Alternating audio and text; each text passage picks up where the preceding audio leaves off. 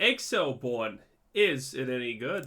Just this past week, we watched the 2023 Game Awards. Now, I know, we saw a ton of games announced, but there was one game that really stuck out to us, and that's the game Exoborne. On stream, we were blown away by it. So much so that the developers actually reached out to us, which brings us to today's video. Now, before we get to unpacking everything, if you've already watched this trailer, feel free to skip to the timestamp below, as we're I have not, because as a reasonable person, I did not watch the Game Awards. gonna get right into breaking things down. But if you have not, watch this right now. Where you at? Did you get it? Yeah, Okay. working on it.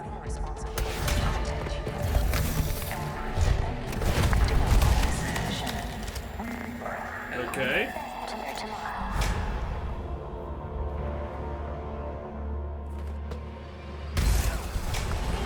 Oh.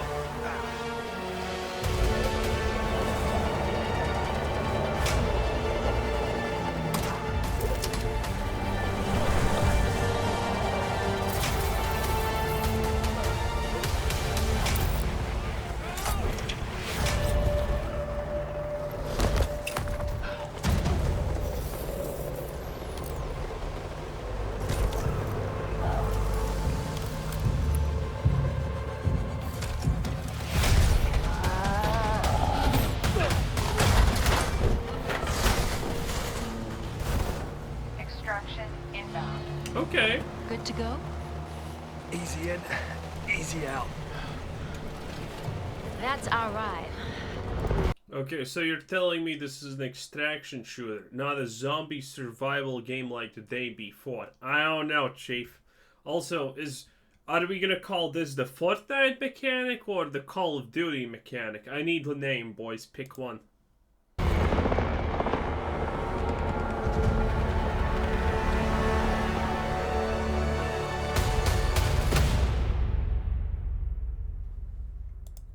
I mean, I kind of get the premise. It's some kind of arena shooter, extraction, survival thing with futuristic tech in a post-apocalyptic world where it's pretty clear that flying buses have taken over and now humanity is at the brink of destruction. I get that. Okay, I understand this. Alright, so the first question we had for the developers, what the hell is Exoborne? It is a tactical, open-world extraction shooter. Now, I don't know about you guys, but we are getting extraction shooters left and right. Even though the day before it flopped, it's apparent that there is a trend here. Marathon is also coming out in the next few years. No, no. That's a misconception. There's no trend about extraction shooters. There's a trend about MMO-like zombie survival open-world games being really, really sought after because we don't currently have anything reasonable enough. I mean, look at this. Before the day before, Project Zomboid, that's not even a shooter, but people were like, oh my god, massively multiplayer zombie survival thing. Everyone is drooling about the first opportunity that someone nails that genre. Arc Raiders is slated to be coming out in 2024. Needless to say, there is a desire for high-quality extraction shooters. Now, Exoborne does not currently have a scheduled release date, or at least one we could share with you yet. We also can't share gameplay, which I wish we could right now, but I promise you, we will. At least once we're past embargo dates. For the time being, though, we can go over some exclusive details about Exoborne. First up, I want to talk about the developers. Exoborne is being developed in collaboration between Shark Mob Studios and Level Infinite. Now, I have no idea about any of them. I wouldn't. Well, I mean, it's better than Bethesda developing it. It's better than Ubisoft developing it. It's better than Blizzard developing it. So I guess that's good. Infinite is a third-party studio. They often partner with other studios to produce games, and they already have quite a few games they've helped create. Do we recognize anything? NBA Infinite, oof. Assassin's Creed Jade, no idea what that is. Synced. Looks like that's a spiritual successor almost in that case. Arena Breakout, I think I have heard about that. GTFO, definitely have heard about it, but not in a greatly positive way.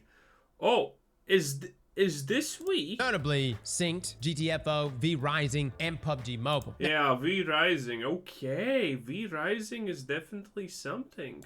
Now, a lot of their experience is actually developing mobile games. Okay. Now listen, don't fret, Exoborn is going to be on consoles and PC. I'm just giving you the background here of Level Infinite. Now, Shark Mob Studios. This is the driving force behind development of Exoborn. They have a rich history and a sizable workforce with over 400 plus employees. This is by no means Well, 250 employees from Bethesda took literally 3 months to implement an eat button and FOV slider. So, you know, what can 400 employees do? Maybe they can do that in 1.5 months? I don't know.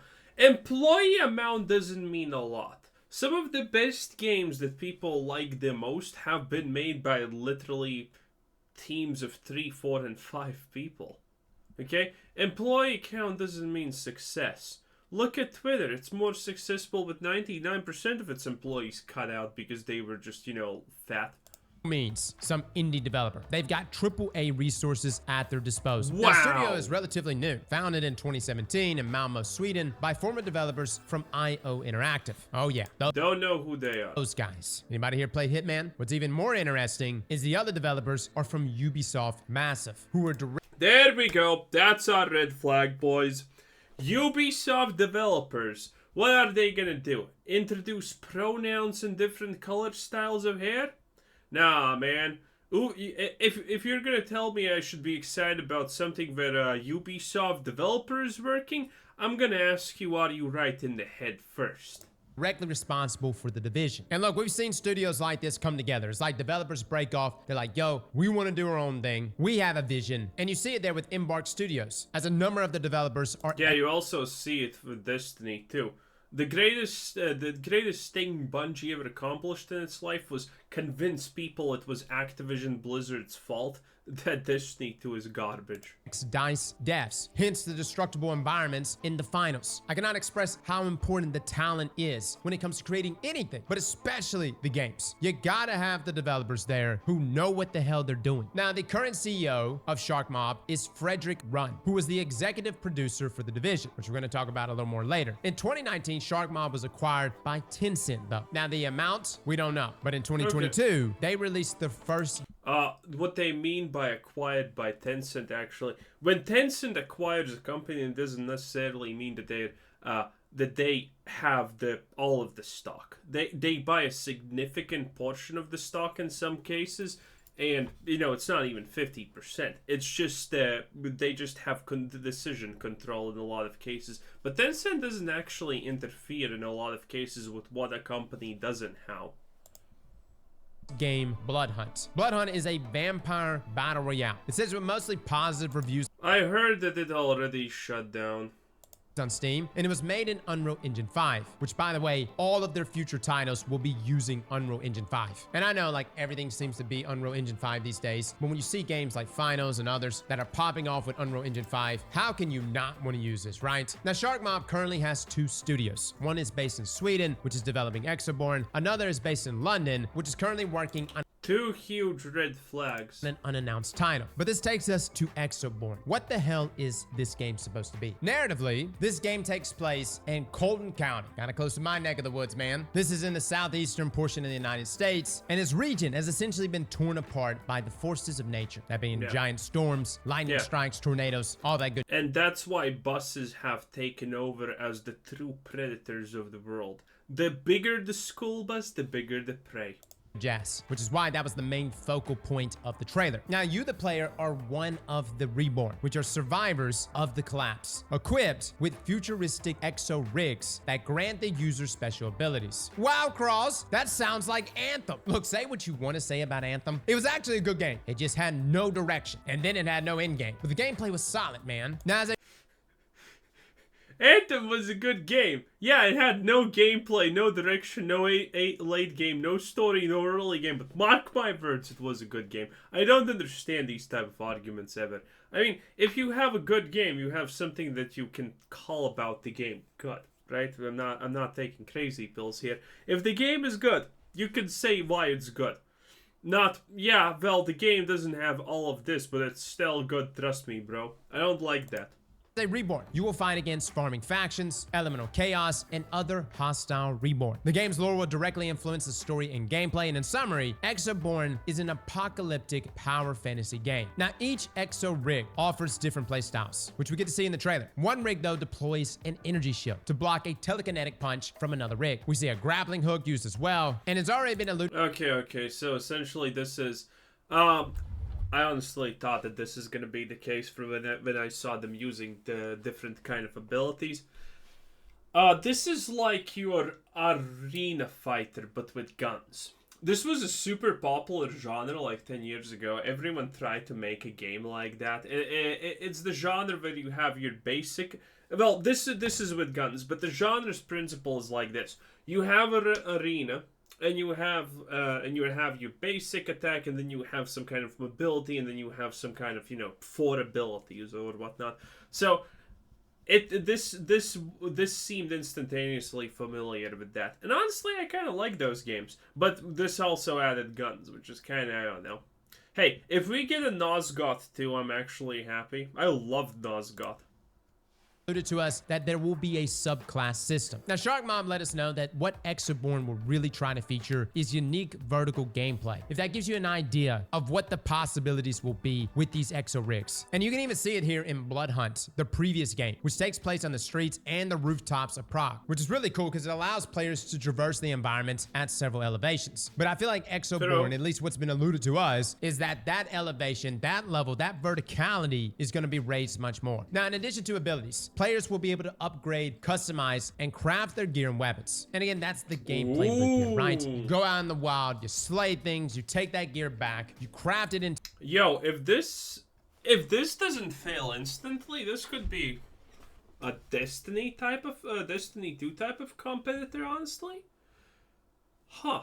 That would be interesting. I would like that, honestly. To better gear, and then you go back out stronger and better. But unlike many other extraction shooters, Shark Mob actually stated that they want Exoborn to have long-term progression. And this is where you start to see... Yes, baby. Yeah, that's what I'm talking about, baby. The Division roots showing its face. You see, what a lot of people don't understand is that the Division was essentially the very first extraction shooter. Yeah, you could play single player and with your friends, progress through story and missions, or you can enter the Dark Zone, which is a high-risk, high-reward PvE, PvP environment, which in a lot of ways embodies the modern gameplay loop present in almost all extraction shooters today. Now, what the Dark Zone gave here is pretty much infinite replayability. Snowstorms would completely transform the downtown streets of Manhattan. Combined with the constant threat posed by high-level enemies and players, the in-game loot grind was unlike anything offered by other games at the time. Most extraction shooters today completely avoid in-game progression with resets.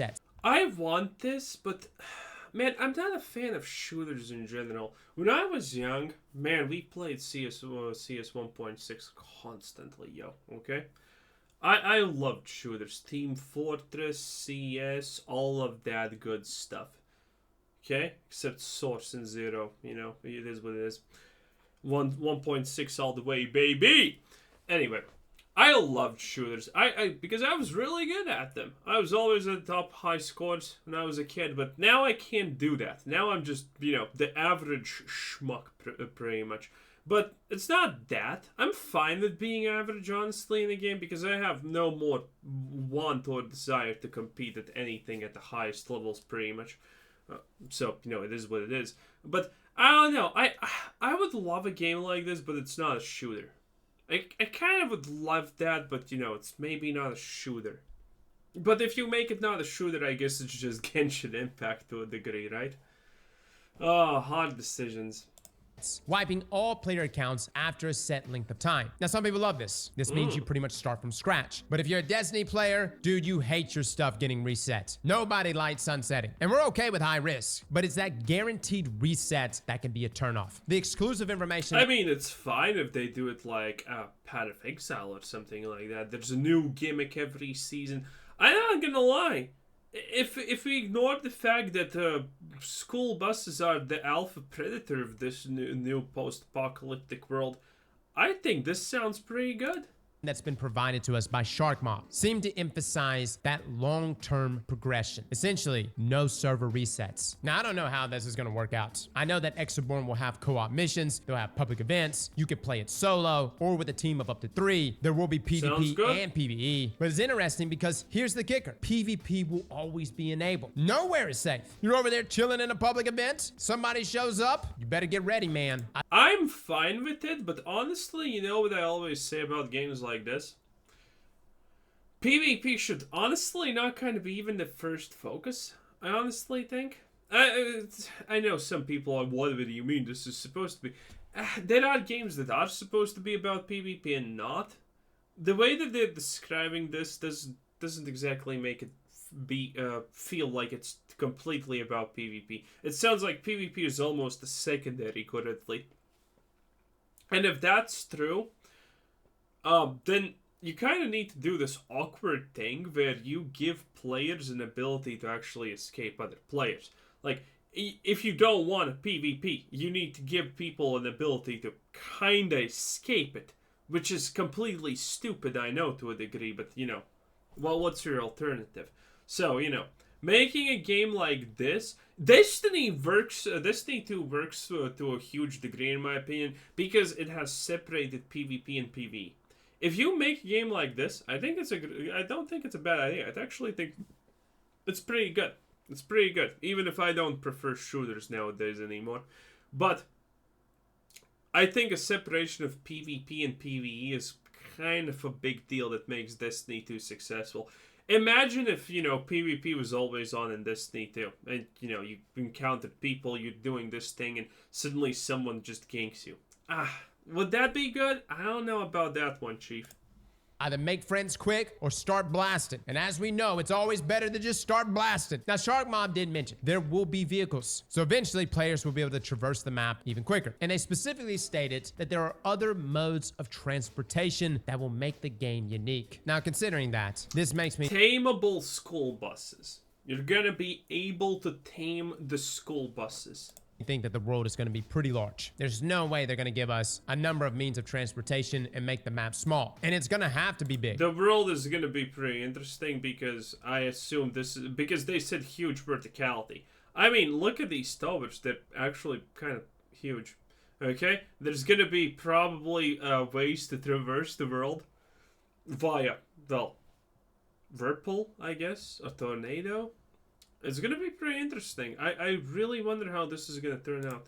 With danger lurking around every corner. And that was one of the strong points for the Division, was its size and the detailed environments. The streets felt lived in, but also recently abandoned. Whereas by contrast, the day before, which we recently endured, completely fell flat in this category. They literally had ambient gunshot sounds to give you the illusion that the world was actually dangerous. When in fact, there was no one in the world. You were happy when you saw a zombie. But given the developers that are working here on Exoborn, I have high hopes. And I don't want to like high hopes? You know, but I have high hopes just looking at this picture that this guy is definitely gonna be fired for indecent behavior by this woman. Look at this. I mean, look at this. She has a giant tattoo on her leg. Now, I'm not saying every woman who has that is absolutely mentally unhinged, but most of them are kind of absolutely mentally unhinged after a while. You know, it seems it is what it is, as they say.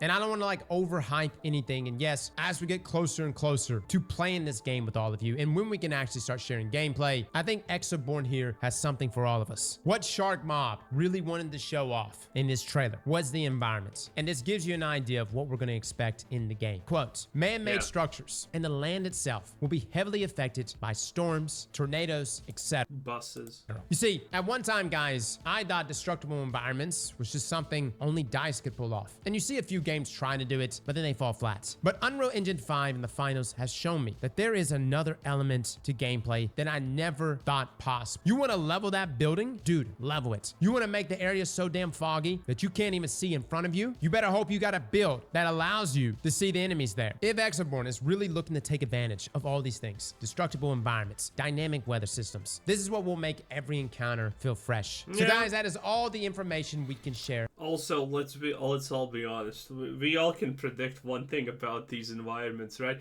there's gonna be the one that people like the most, and then there's gonna be like, oh my god, that one. I don't want to deal with it at all. Please, not now. Yeah, there's always that situation. One that people love and one that people hate the most and never want to be associated with. Ah, that's cool. As of now, the extraction shooter genre is getting jam-packed with major competitors, and it's a genre I didn't know I was going to actually be getting involved in until, of course, Marathon was revealed to us. But it's really important to me to actually play a number of different extraction shooters to develop a base, a benchmark, if you will, so that when all the cards are on the table and all the competitors are there in front of us, we can draw conclusions on which one really is the best. I think Exoborne here has an incredible studio behind them. I think the narrative is interesting enough. It's going to really come down to the gameplay itself. That right there is what will hook us. In the meantime, guys, if you're interested in this game, you can wishlist it on Steam. You can also join. Yeah, I will probably not do it. I'll just see what happens when it releases. Anyway, that was our boy It's the Cross. Good times. Decent stuff. You know, this is pretty pumped. I'm not gonna lie. This seems kind of exciting. Yeah. Pretty exciting. Anyway, this was Tencent. Thanks for watching. Subscribe if you haven't already, and have a nice day. Bye-bye.